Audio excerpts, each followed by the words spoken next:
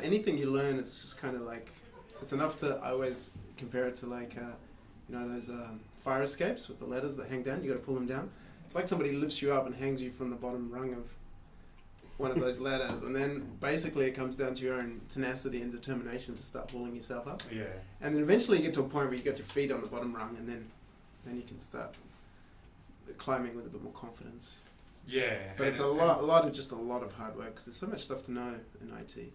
And when you come fresh out of uni, you're trying to get a job and they're saying, oh, look, we'd prefer a bit of experience and superpowers and all the rest of it. So But how do you get experience without getting an opportunity, right? Traction is about distribution because you always have two aspects to building a startup, and that's product development, and then that's marketing or traction development. And counterintuitively, it's not counterintuitively, but contrary to like old school notions of startups, like the whole build it and they will come approach, which may have worked 10 years ago, where you just put all your energy into building a great product, and if it's great, then people will come and use it, and you'll get a viral explosion or whatever. That doesn't work these days because the startup space is so crowded that you actually need to actively pursue traction, and that means get real users using your product, and it serves a couple of purposes. Of course, it's actually providing with sales and real customers and early users, but those early users, their feedback is what you want to develop your product against, because there's no point in developing a product in isolation and say, here everyone, here's our product, and people are like, yeah, meh. Because like it's not your ideas of what's going to be a great product may or may not, probably not actually resonate with your potential end users. Yeah. So you're much better to like develop an MVP, like a proper MVP, minimum viable product, which means do the minimum you can do to get something that's actually like usable by the customer. Find your early adopters, and usually you do that manually in the beginning, and based on their feedback you iterate the product, and that is the way you want to develop it. If you develop it in isolation and without that feedback loop, then you're likely to be wasting your time and develop something that is not resonating, because you want to reach a point where you got product, they call it product market fit. That's where your product is fulfilling a need for a certain set of customers, and it fulfills it so nicely that they're passionate about your product.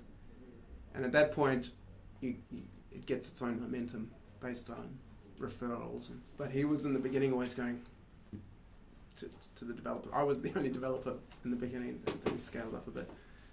He's also a developer, but he was doing a lot of other stuff. So he was like, just do a quick and dirty. I was like, the developer in me is like, I don't do quick and dirty. It's going to be beautiful. It's going to be beautiful, scalable. And, That's like that. Have you seen that image going around about the software development where it's got, this is how we envision the product, and there's a whole big tree house sitting in a tree. Yeah.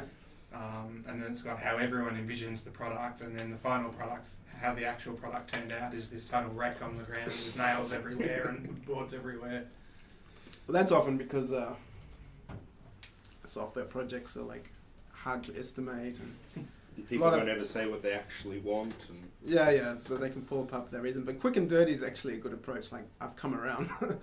Like for MVPs, you want to be quick and dirty. That means you just want to hack it together.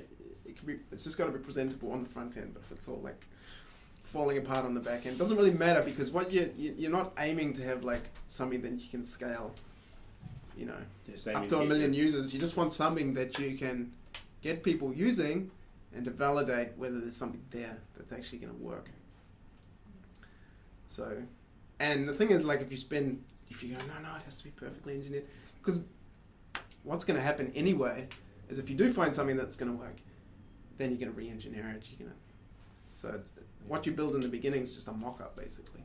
It's just hack it together, get it out there, validate it, and then when you know that it's actually because you can say, oh, we've got to make it so it scales, but there's no point in making something that scales if nobody wants to use it, you know. Yeah. And it's not actually going to scale in terms of people adopting it.